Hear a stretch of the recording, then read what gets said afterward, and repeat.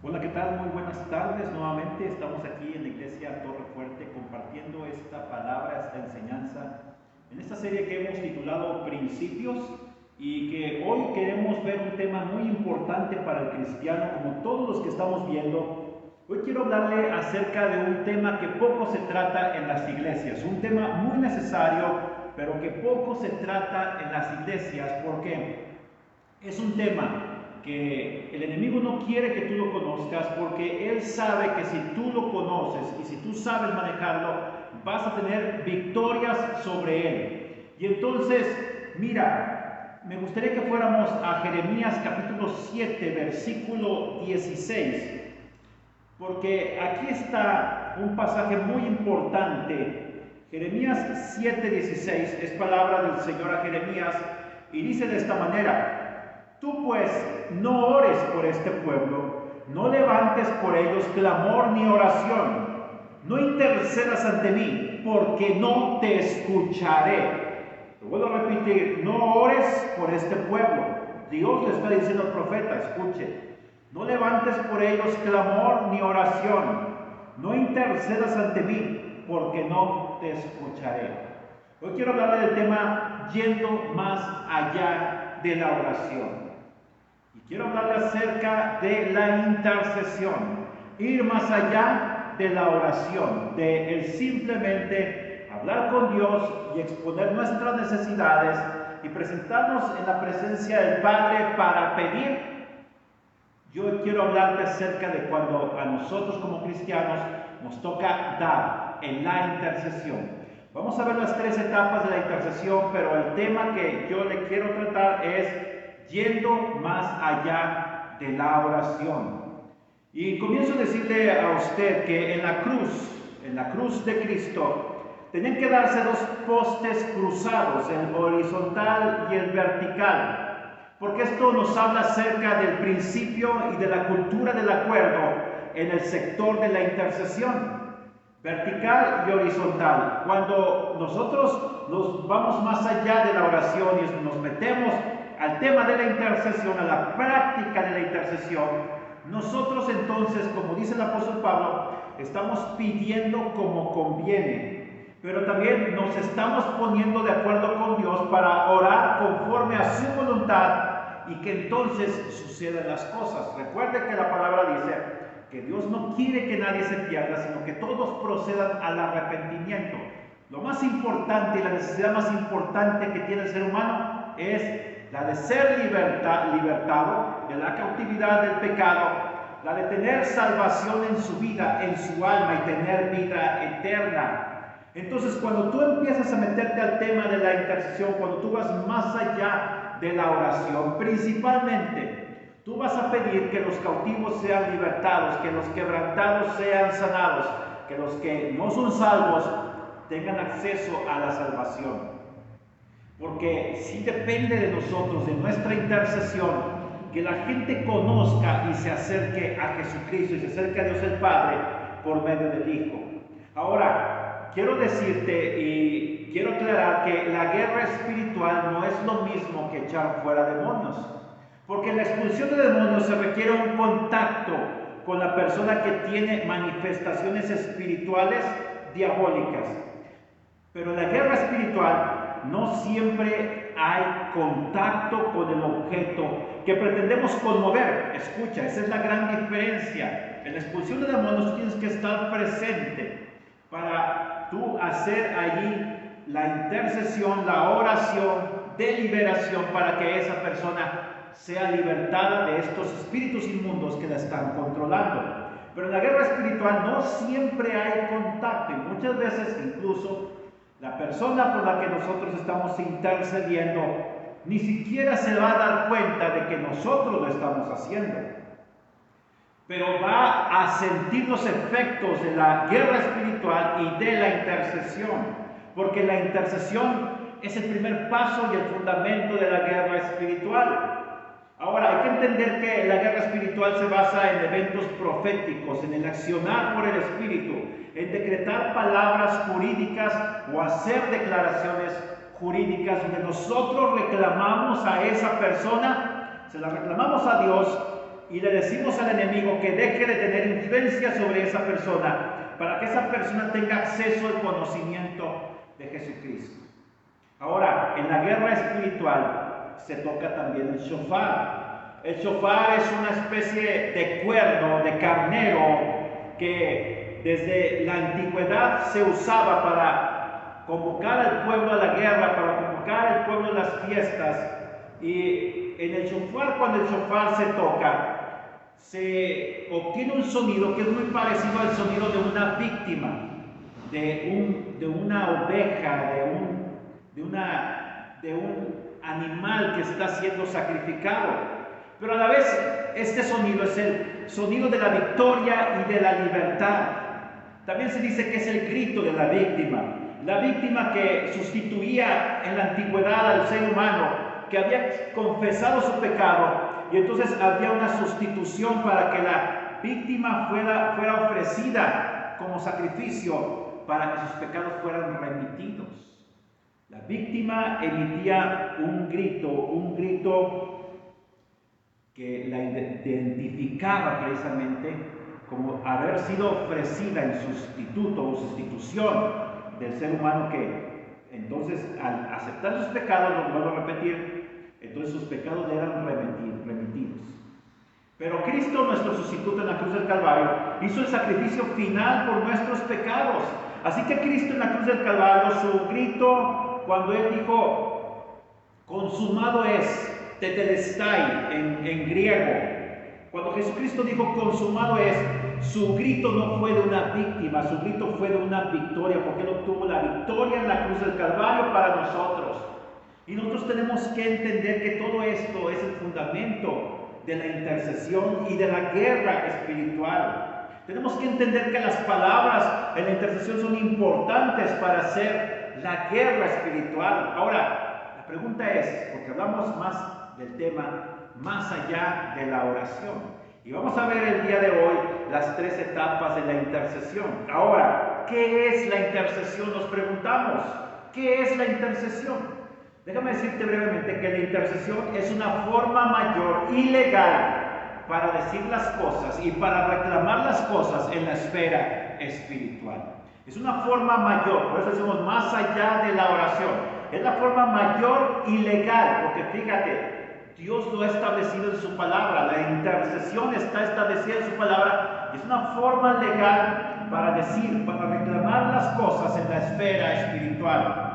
Vamos a ver más adelante. Ahora, vemos aquí en el texto de Jeremías capítulo 7 que Dios le dice al profeta que no haga ciertas cosas, pero al ver estas palabras que son clave aquí en Jeremías, palabras como cuando Dios le dice, no ores por este pueblo, no levantes por ellos clamor, ni oración, es decir, ni ruego, no intercedas o no clames ante mí, porque no te escucharé. Estas palabras son clave y nos van a ayudar a entender lo que es la intercesión. En primer lugar, Dios le dice al profeta, no ores por mí. Ahora, ¿qué es la oración? Y en el hebreo la palabra es tefilá, orar es tefilá.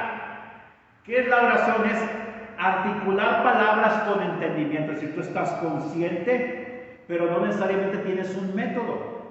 Tú empiezas a orar y tú empiezas a descargar con Dios tus necesidades, tal vez la necesidad de perdón, tú te sientes mal porque has ofendido a alguien, porque has pecado, vas con Dios y lo reconoces, luego le agradeces a Dios por lo que ha hecho en tu vida, por la muerte de Cristo en la cruz del Calvario, pero después tú vas a pedirle a Dios y le dices, Dios, ayúdame a completar porque necesito el pago del auto, la luz, el agua. Empiezas a expresar tus necesidades y luego te acuerdas de tu abuelita que está enferma y te pido por mi abuelita María que está enfermita, que está en cama, te pido que restaures su salud. Es decir, te fijas que no hay un método y no es malo, porque tú estás expresando lo que hay en tu corazón. Pero he de decirte que la oración es la etapa más baja de lo que es el contacto con nuestro Dios, porque en la oración simplemente lo definimos como hablar con Dios, es articular, lo voy a repetir, palabras con entendimiento, y te digo que no necesariamente hay un método en la oración. No, es decir, y aunque Jesucristo nos dejó un modelo que es el Padre Nuestro, Y ahí vemos cuando Jesucristo nos dice, Padre nuestro que estás en los cielos, santificado sea tu nombre.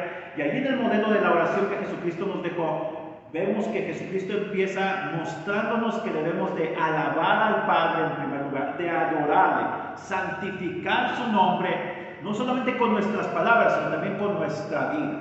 Ahora, dice, santificado sea tu nombre, vénganos tu reino. Entonces nosotros expresamos el deseo de que el reino de Dios venga a la tierra, venga a nuestra vida, venga a nuestra esfera, y entonces es necesario pedir que el reino de Dios se establezca en la tierra, que Jesucristo venga a terminar con todo este sistema de cosas que el día de hoy tenemos, estos gobernantes que solamente ven sus intereses, estos gobernantes que tienen una agenda, la agenda llamada 2030, que tienen el propósito de reducir la población para de esa manera poder gobernarla mejor y poder influir sobre ella.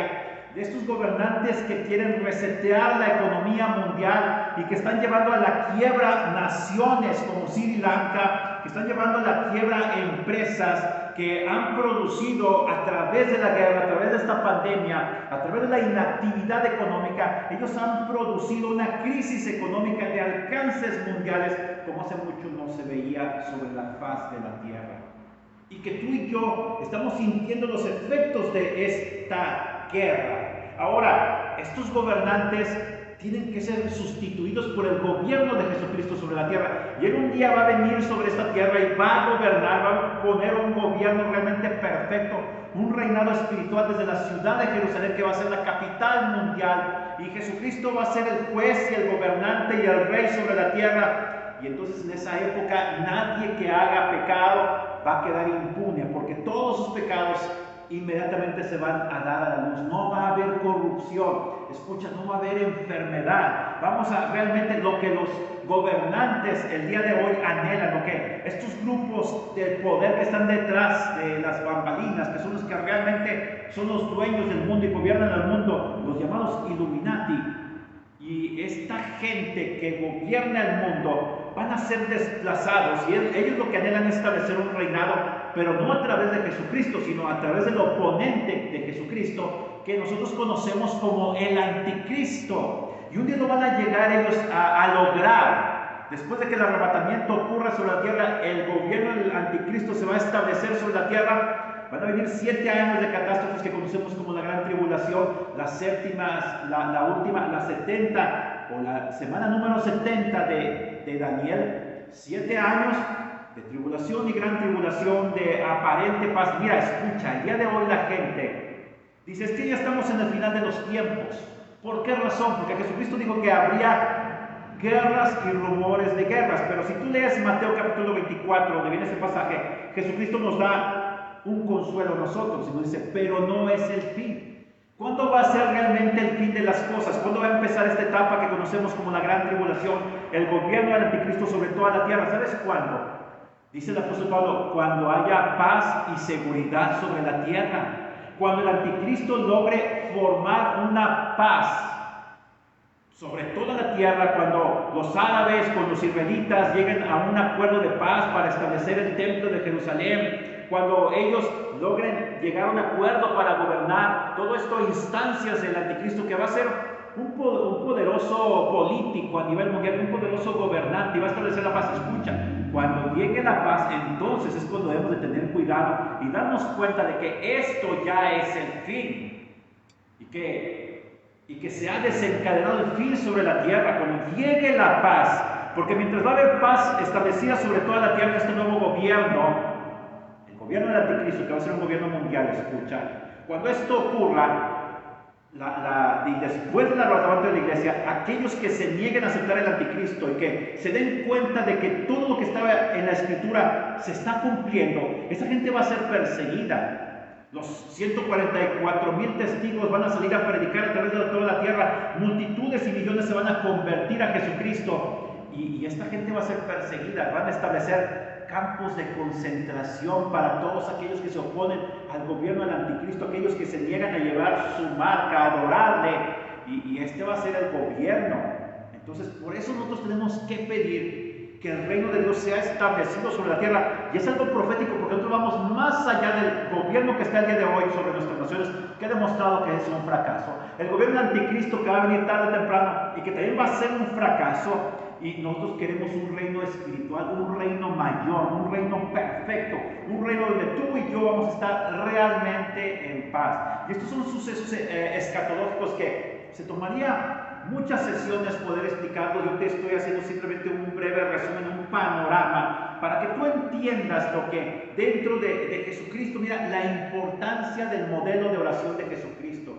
Y aunque orar, hablamos palabras con entendimiento, y no necesariamente seguimos un método, Jesucristo nos dejó un método. En primer lugar, alabamos. En segundo lugar, le pedimos a Dios que establezca su reino sobre la tierra. Vénganos tu reino. ¿Sí? Hágase tu voluntad sobre el cielo como también en la tierra. Y nosotros le pedimos a Dios y nos sujetamos a la voluntad de Dios. Decimos, Dios, como Jesucristo lo dijo, si quieres que pase de mí esta copa, la copa del sufrimiento que voy a tener que beber y que voy a enfrentar. Dice, pero no se haga mi voluntad sino la tuya. Ese es el modelo que Jesucristo nos dejó de obediencia. Decir, Dios, sí, a mí me gusta esta chica, Señor, dicen las chicas, a mí me gusta esta persona. Pero sabes una cosa, ante todo que se haga tu voluntad, me someto a ti. Si yo veo señales de alerta de que esa persona no me conviene, en primer lugar no es cristiano, no es cristiana, no tengo nada que hacer en esa relación, Señor. Y entonces, Padre, me sujeto a tu voluntad, vénganos tu reino, hágase tu voluntad por el cielo también en la tierra. El pan nuestro de cada día, dánoslo hoy. Mira, Dios también quiere proveer para nuestras necesidades y quiere que le pidamos porque Él se deleita en concedernos nuestras peticiones. Él quiere que tú le pidas medios para sustentar tu vida, un auto, una casa, un trabajo, una fuente de ingresos segura, un negocio, que todo esto de la economía lo pongas bajo la tutela de Dios, que tú aprendas a diezmar y a ofrendar, pero que también tú aprendas a pedir correctamente. El pan nuestro de cada día, dánoslo hoy. Es decir, que no vivas con afán, estresado, que digas, yo hoy voy a hacer mi parte y Dios hará la suya el día de mañana. Cada día tiene su afán, dijo el Señor Jesucristo. No te preocupes, Dios le provee a las flores del campo vestiduras que ni siquiera el mismo Salomón logró tener alguna vez en su vida. ¿Cómo no lo hará contigo? Dice, si Dios alimenta a las bestias del campo, a las aves del campo, ¿cómo no lo va a hacer con nosotros? Es un llamado no solamente a pedir, sino también a tener paz en medio de las crisis económicas que nos afectan. Ahora, vénganos tu reino, hágase tu voluntad como en el cielo, así también en la tierra. El pan nuestro de cada día, dánoslo hoy. No nos dejes caer en tentación, mas líbranos del mal. Escucha, otra parte de la oración de Jesucristo, el Padre nuestro, es que tengamos cuidado sobre nuestra naturaleza carnal, nuestra proclividad al pecado. No nos dejes caer en tentación, que oremos sinceramente con Dios y le digamos, Señor Padre, este pecado no lo puedo dejar, me deleito en él, pero yo sé que esto es un impedimento para que yo tenga comunión contigo, comunión plena, Padre. Por eso yo quiero pedirte, Señor, que tú me ayudes a vencer el pecado. No nos dejes caer en tentación. La tentación es algo seguro en nuestra vida. Y hay de aquel que pone en tentación a uno de los hijos de Dios. Pero como hijos de Dios tenemos la responsabilidad de aprender a distinguir cuando la tentación viene de nosotros, de parte de quién viene y cómo vencer. Jesucristo dice en la Biblia que tenemos un sumo sacerdote que puede compadecerse de nuestras debilidades, escucha, porque fue tentado en todo, como tú y como yo. Dice, pero Él nunca cometió pecado. Él te entiende en esa tentación que tú tienes. Cualquier tentación que tú tengas. Hay gente que batalla con envidia, hay gente que batalla en el área sexual, hay gente que batalla con la arrogancia, con la soberbia. Escucha, todo ese tipo de tentaciones Jesucristo las sufrió, las padeció. Pero a diferencia nuestra, Él nunca cometió pecado. Ser tentado no significa ser un pecador. Ser tentado significa que tenemos una naturaleza proclive al pecado, que somos débiles, que por eso necesitamos orar a Dios para que nos libre de toda tentación. Y dice, líbranos del mal. Realmente la expresión es líbranos del maligno, es decir, todas las estrategias, todos los ataques que el enemigo quiere hacer sobre nosotros, cuando ves una sombra, cuando escuchas un sonido, cuando sientes que se te sube el muerto, la parálisis del sueño, que realmente es una opresión espiritual. Cuando ocurren esas cosas, escucha, tú tienes que entender que Dios te puede librar del maligno. Y por eso es que es necesario conocer la oración, las ventajas que tú tienes como hijo de Dios, como guerrero, como príncipe de Dios, como princesa de Dios, para accesar al poder de Dios, a la tecnología espiritual de la oración y más allá de la oración, de la intercesión, para lograr el propósito de Dios y que el enemigo sea expulsado de nuestras vidas. Y que como Job, él llega a reconocer delante de Dios y diga, es que tú has puesto un cerco de protección alrededor de él, alrededor de ella, por eso no le puedo tocar. Y conocemos el resto de la historia de Job. A veces Dios va a permitir que ese cerco sea quitado porque Dios quiere probar nuestra fe, nuestro amor hacia Él, las motivaciones de por qué tú estás buscando a Dios. Y esto no es algo malo, es algo que al final, mira, muchos de nosotros lo hemos pasado, ese tipo de pruebas. Y que al final, tú como Job digas, yo me arrepiento en polvo y ceniza, reconozco que soy pecador, Señor. No tiene sentido contender contigo. Tú eres Dios, tú eres sabio y sobre todo tú me amas. Y si has permitido estas pruebas, es porque tú tenías un propósito. Y el propósito es de que cuando yo sea restaurado, cuando yo sea levantado del polvo, mucha gente a través de mi testimonio conozca el poder de Dios para librarnos de las manos del maligno. Y luego finalmente la oración de Jesucristo el Padre nuestro termina diciendo, porque tuyo es el reino, el poder y la gloria por todos los siglos. Amén. Terminamos reconociendo el reino de Dios en nuestra vida, en nuestra esfera. Terminamos reconociendo el poder de Dios, que toda la gloria siempre va a ser para Él, y terminamos con un amén que significa así sea. Ese es el modelo de oración que Jesucristo nos dejó.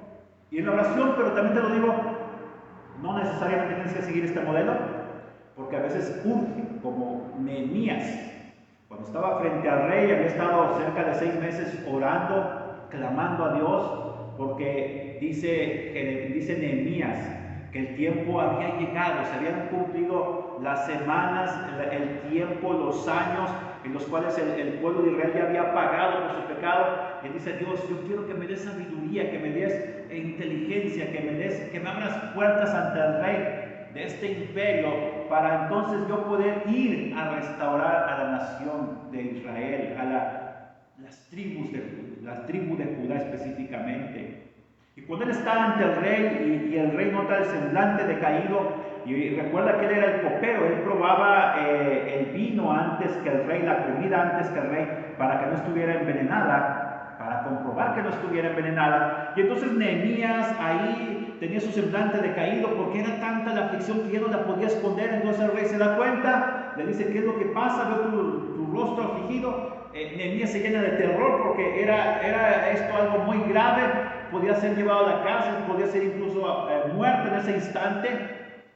Y entonces Nehemías expresa lo que sentía en su corazón, lo que había en su oración. Él quería que la ciudad fuera resucitada, que fuera restaurada, que ya no estuvieran padeciendo los judíos allá, que habían quedado, pasaban por pobreza, crisis económica, inseguridad, nada distinto de lo que hoy sufrimos y lo que sufren muchas familias el día de hoy en nuestra nación, en el mundo entero. Entonces Dios le abre puertas y en ese momento él hace una oración. Dice, entonces yo oré al Dios de los cielos. En ese instante en que le abre la puerta al rey, dice, a ver, dime qué es lo que está pasando contigo. Dice, yo oré al Dios de los cielos. Ya tenía preparado todo su discurso. Dice, ahora Dios, ayúdame a expresarme correctamente delante de este varón, porque él nos puede ayudar como nación para ser restaurados. Él es la persona más importante de este imperio del mundo conocido, Señor. Y entonces vemos cómo Dios le abrió las puertas para que Nehemías, el gobernador, fuera instaurado en Judá, en Jerusalén. Restauró en 52 días esta obra que era los muros de Jerusalén, las puertas, y empezó a establecer un orden económico, un orden en la seguridad. Hizo grandes cosas por la nación para que fuera restaurada. ¿Y todo empezó en qué? En una oración.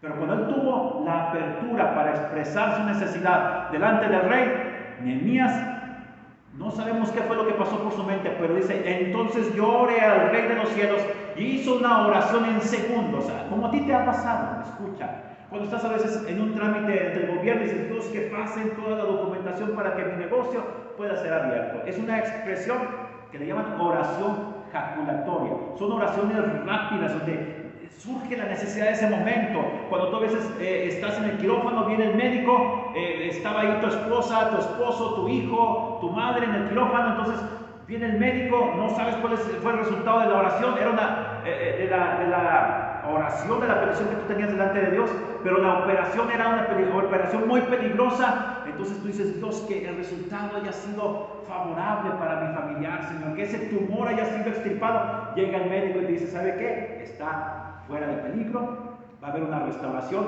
el tumor fue extraído correctamente, su familiar ya no corre peligro.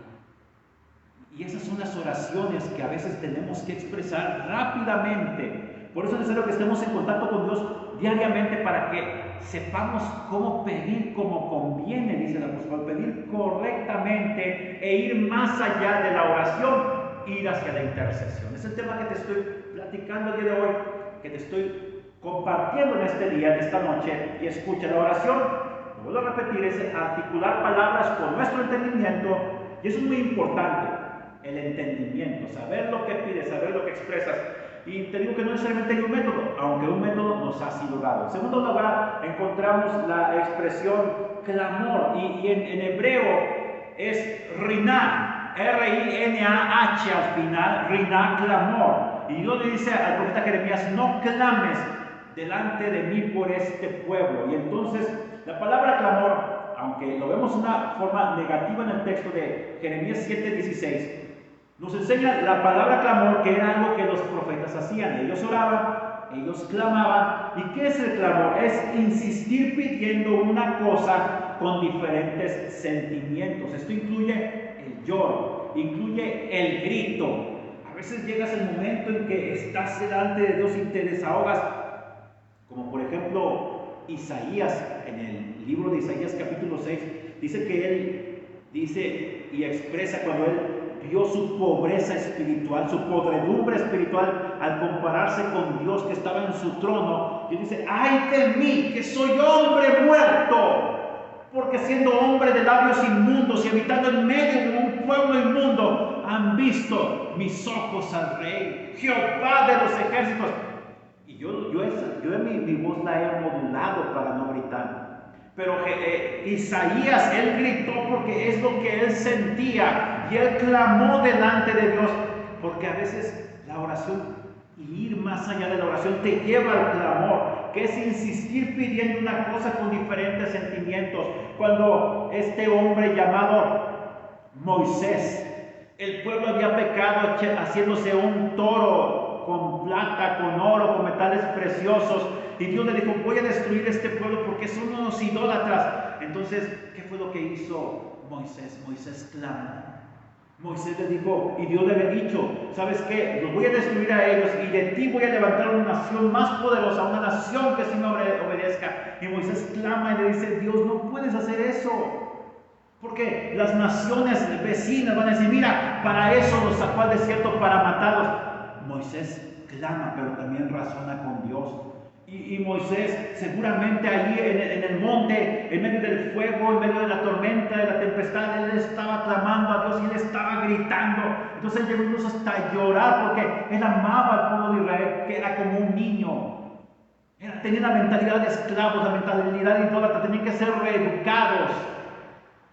Era la tarea que Moisés tenía que llevar por delante. Ese pueblo que hasta en 10 ocasiones dice Moisés: han intentado matarme. Ese pueblo que se quejaba constantemente de Moisés. Ese pueblo que le levantaba falsos. Si lo veían gordo, decían: mira qué gordo está el siervo de Dios, cómo traga. Si lo veían flaco, decían: mira cómo se malpasa por tanto buscar a Dios. Si se casaba de nuevo porque había violado: ay, mira, esa mujer es una prieta y la escogió a ella, viendo tantas mujeres buenas aquí entre nosotros.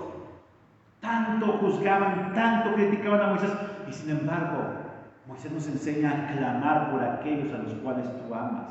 Él llegó al grito, llegó al lloro, él clamó, y clamar es insistir pidiendo una cosa con diferentes sentimientos. Ahora, Dios le dice a Jeremías, le dice: no gimas por ellos también. Dentro de las palabras en el hebreo dice: no gimas. ¿Y qué es el gemido? ¿Qué es el gemido? Es una acción del Espíritu Santo. Es un dolor que sale de dentro del cuerpo. Escucha, es una acción del Espíritu Santo. No sé si te ha pasado cuando tú estás orando, que dentro, y déjame leerte aquí el argumento y luego te lo voy a explicar.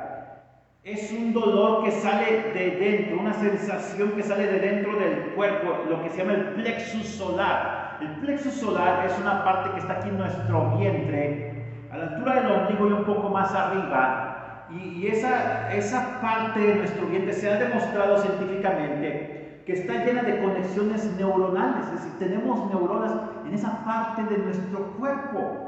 Y entonces es muy interesante esto porque las neuronas solamente las tenemos en esa parte y en nuestro cerebro. En nuestro cerebro pensamos, pero haz de cuenta que en nuestro vientre tenemos otro cerebro, pero es un cerebro emocional, no tanto racional. Y entonces cuando tú estás razonando la oración y llegas al momento del gemido, te recuerdo que es una acción del Espíritu Santo, un dolor que sale, una sensación que sale de dentro del centro del cuerpo, que sube hacia nosotros. A mí me ha pasado. Te metes tanto en la oración, es tanta la necesidad de Dios, la búsqueda de Dios, tanta necesidad que tienes, que entonces el Espíritu Santo toma el control de ti. Y entonces surge algo de dentro, de tu interior, hacia arriba. Toma control de tus cuerdas vocales y entonces se pronuncian palabras, pero no siempre las vas a entender. Es un gemir, es un gemido. Son los dichos indecibles e incomprensibles del Espíritu Santo. Mira, Romanos 8:26, Romanos capítulo 8, versículo 26, porque estamos hablando acerca del gemir. Es la primera parte de este tema porque no vamos a alcanzar a verlo todo. Estamos apenas en la introducción. Romanos capítulo 8, versículo 26 nos lo expresa de la mejor manera, lo que es el gemido. Mira, Romanos 8:26. Y asimismo también el Espíritu nos ayuda en nuestras debilidades, porque ¿cómo debiéramos orar? No lo sabemos, pero el Espíritu mismo intercede con gemidos indecibles. Eso es el gemir. Y el que escudriña los corazones sabe cuál es el intento, la intención del Espíritu, porque Él intercede por los santos conforme a la voluntad de Dios. Aquí vemos cómo Dios el Padre, Dios el Hijo y Dios el Espíritu Santo están interviniendo en el gemir. El Espíritu Santo dice, intercede con gemidos indecibles. Él toma el control de nuestra oración. Empiezas a gemir, empiezas incluso a hablar en lenguas angelicales. Tu lengua se desata y no sabes tú qué estás diciendo, pero estás consciente. Y entonces, ¿qué ocurre? Está ocurriendo la guerra espiritual. Déjame decirte que esto es una protección del Señor a nuestras palabras. De tal manera que ni las personas que están alrededor, que muchas veces pudieran ser incluso hechiceros, los espíritus incluso de esas personas que pueden estar presentes para atacarnos, ni las personas, ni los demonios pueden entender lo que se está diciendo. Porque es algo que se está dando entre el Espíritu Santo que está en nosotros, entre Dios el Padre y entre Jesucristo nuestro intercesor, porque dice aquí en el versículo 27, el que escudriña los corazones, ¿quién es? Jesucristo. ¿Sabe cuál es la intención del Espíritu? Porque intercede, escucha, por los santos, conforme a la voluntad de Dios. ¿Te fijas la importancia de la intercesión?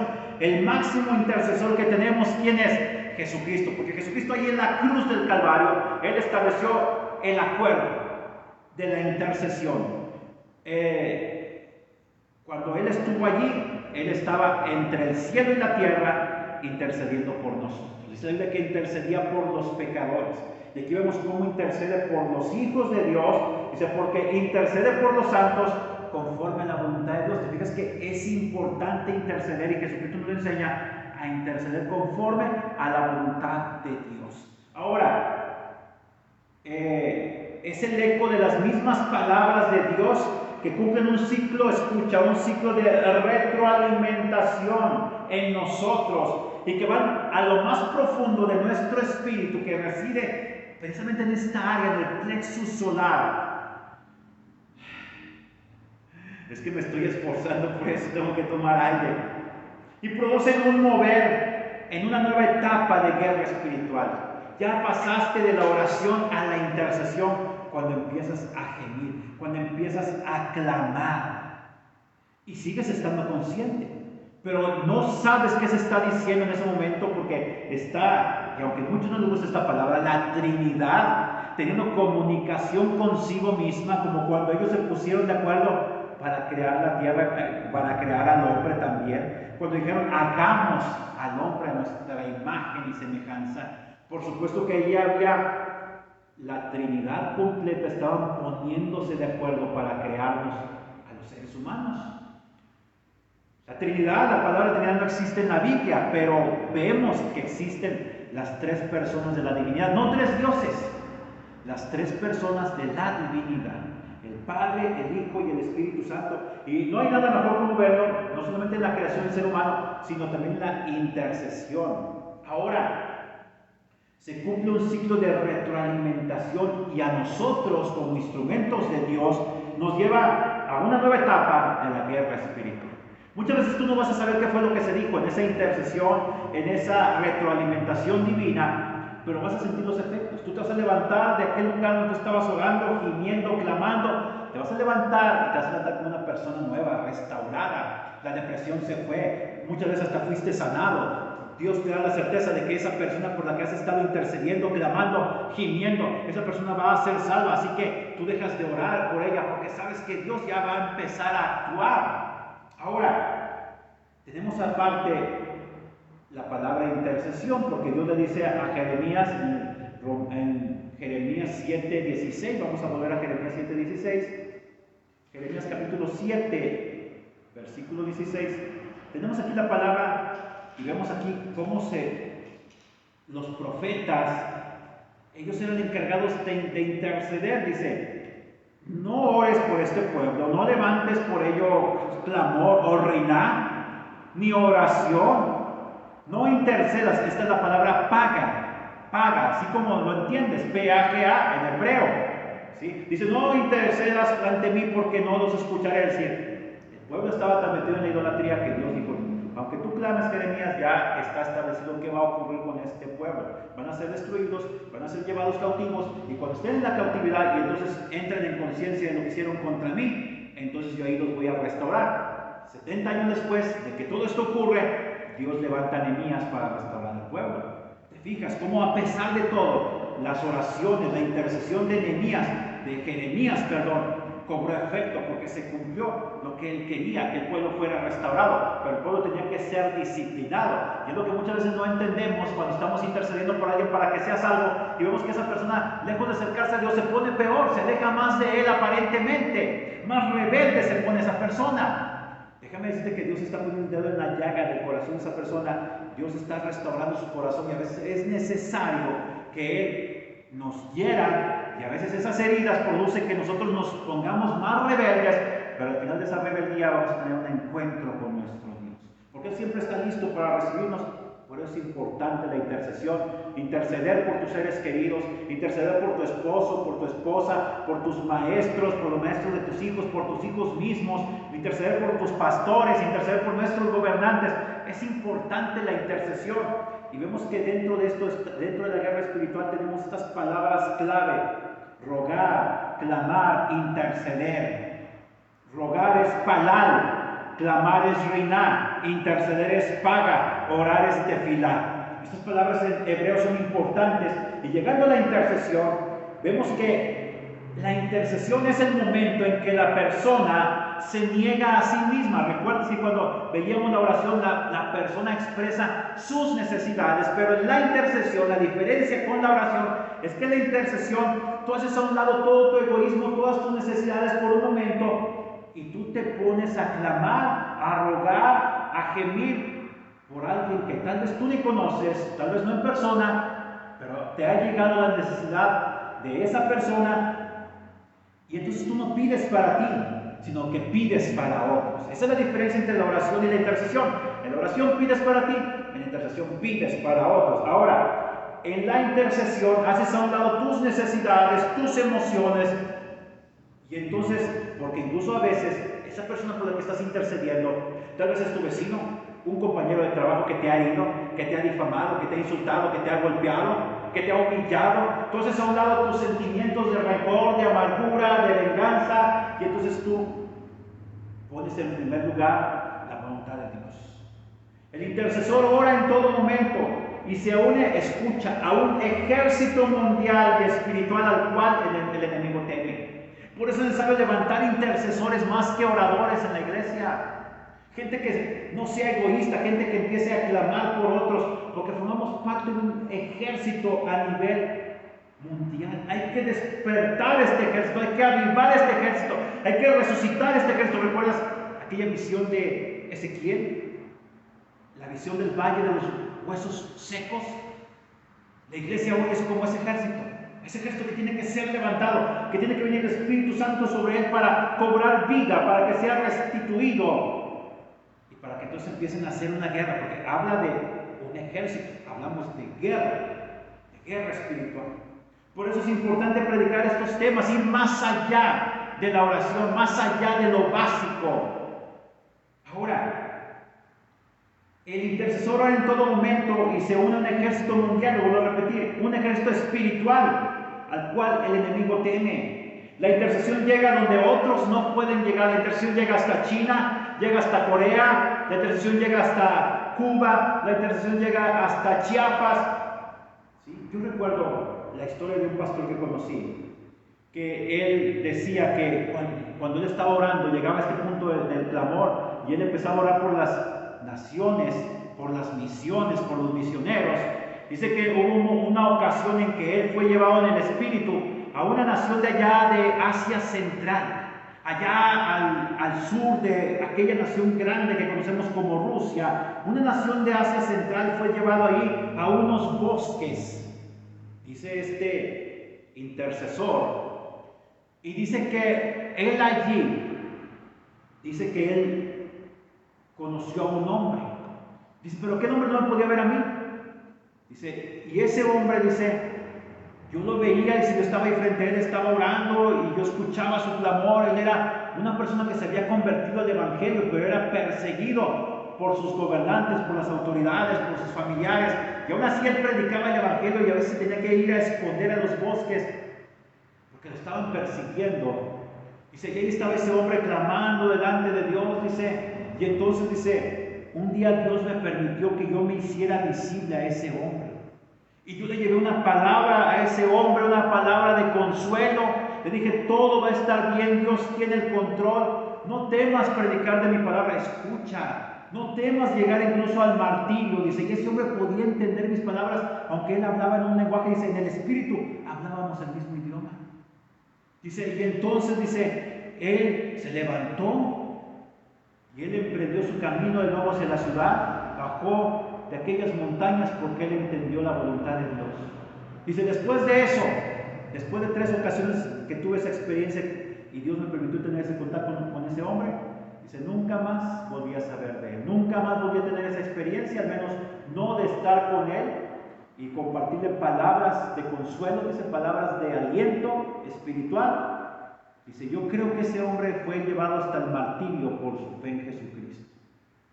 Pero Dios me dio a mí la bendición de poder compartirle palabras de aliento, así como Jesucristo dice que vino un ángel cuando estaba en el huerto de Getsemaní clamando a Dios. Tenía esa gran guerra espiritual, esa lucha espiritual en su ser. Y vino un ángel, dice, y lo consoló, dice, así como vino un ángel y consoló a Daniel junto al río.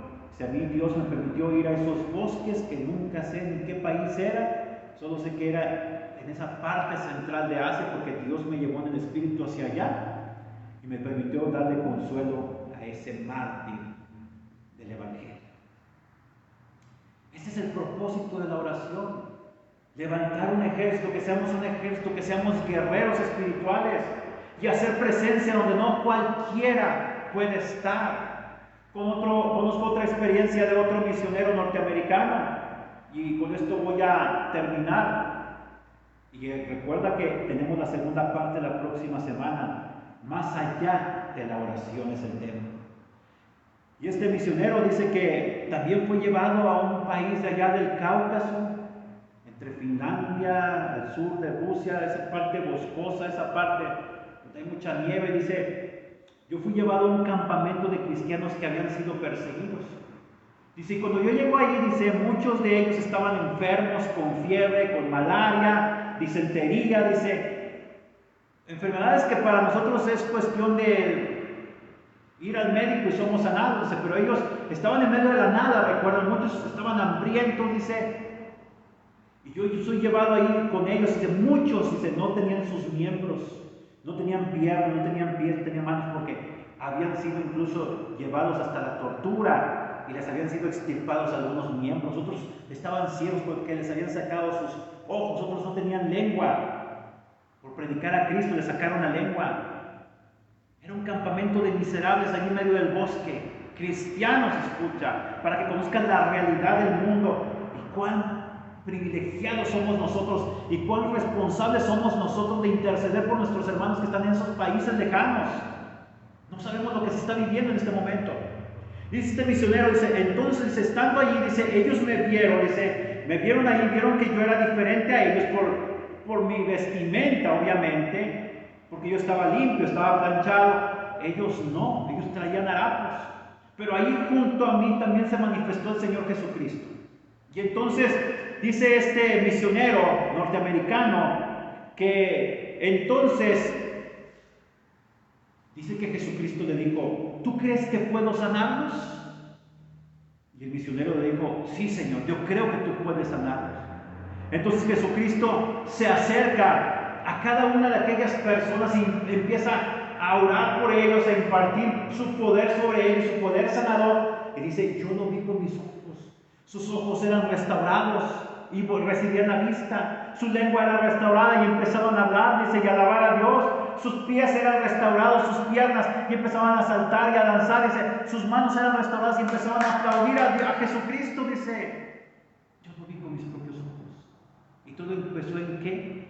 En la intercesión, en ir más allá de la oración, en dejar de pedir para uno mismo, en ir al clamor, escucha, en ir al gemir, en dejar que el Espíritu Santo tome el control de tu oración, de tu espíritu, que avive tu espíritu, y que entonces empieces a ver los resultados. Y tal vez no los veas en esta vida, pero los vas a ver en la eternidad, porque estas son cosas para gente espiritual. Y escucha, termino con esta palabra en Lucas capítulo 10, versículo 21, después del regreso de los 70, cuando Jesucristo dice en el versículo 18, yo veía a Satanás caer del cielo como un rayo. He aquí, os doy autoridad de pisar serpientes y escorpiones, y sobre todo poder del enemigo, y nada os dañará. Sin embargo, no os regocijéis, escucha, de que los espíritus se os sujetan, sino regocijaos de que vuestros nombres están escritos en los cielos, de que tenemos salvación. De eso se trata, de la salvación. No de ver milagros y esto y el otro, de hablar lenguas y ver restauración y ver sanidad. No, no, no. Va más allá de eso. Eso solamente son medios. Aquí lo más importante es que tu nombre y el mío estén inscritos en el libro de la vida, allá en los cielos. Y entonces Jesucristo en el versículo 21 de Lucas capítulo 10 escucha lo que ocurrió. En aquella misma hora Jesús se regocijó en el Espíritu Santo, escucha, se regocijó y dijo, yo te alabo, oh Padre, Señor del cielo y de la tierra. Escucha, y esto es importante para ti y para mí. Porque has escondido estas cosas de los sabios y entendidos y las has revelado a tus niños, escucha, a los pequeños, los que tienen fe, los que tienen confianza. Sí, Padre, porque así te agrada. Todas las cosas me han sido entregadas por mi Padre. Nadie conoce quién es el Hijo, escucha, sino el Padre. ¿Quién es el Padre sino el Hijo? Y aquel a quien el Hijo lo quiera revelar. Esto es lo más importante. Que entendamos que hay un reino, que entendamos que hay un gobierno, que entendamos quién tiene el poder absoluto. No lo tiene Satanás, lo tiene el Señor Jesucristo. Y Él lo ejerce a través de nosotros. Entonces por eso Él dice, estas son cosas que son reveladas para los niños. Porque es lo que Dios le ha agradado. Tú y yo consideremos niños espirituales. Yo no te vine a dar un gran sermón histórico, teológico, escatológico. No te vine a hablar de Lutero, no te vine a hablar de Zwinglio, de Calvino, no. Ni sus doctrinas, yo te vine a hablar de la palabra de Dios. Misterios escondidos para aquel que los quiera recibir. Aquel que se hace como un niño. Porque si tú eres un niño, tienes acceso al reino de los cielos. De eso se trata. Esto no es para sabios, no es para inteligentes, en su propia opinión diría yo, sino es para aquellos que estamos dispuestos a reconocer nuestra pobreza espiritual y a reconocer que Dios está levantando un ejército de intercesores, y que Dios está llamando a ti y Dios me está llamando a mí a formar parte de este ejército. Oremos. Señor, gracias por esta palabra, gracias por la intercesión, porque esta tecnología espiritual tú nos la has provisto. La palabra tecnología significa conjunto de técnicas y nos has revelado esta tecnología espiritual que es la intercesión. Ayúdanos a ser más que oradores, a ser intercesores, Señor. Tú vas a poner el motivo. Si conocemos y leemos y estudiamos tu palabra, tú ahí nos vas a revelar, sea en visión profética, en sueño profético, sea en palabra profética. Nos vas a revelar, Señor, aquellas situaciones, aquellas personas, aquellas naciones por las cuales tú quieres que intercedamos, aquellos reinos que tú quieres que caigan, Señor. Bendice a todos aquellos intercesores que el día de hoy se levantan, que se levantan cada madrugada, Señor, a hacer guerra espiritual en lugares, Señor, ante altares, Señor, ante catedrales, ante palacios de gobierno, Señor. Bendícelos, síguelos fortaleciendo, guárdalos de todo mal, Señor, que en medio de las tribulaciones que ellos pasen, les des el poder para poder resistir los ataques del enemigo, Señor. Bendícenos, Señor, enséñanos que esta palabra la pongamos por obra, Padre, y la guardemos en nuestro corazón, Padre, en el nombre de Cristo Jesús, tu Hijo amado.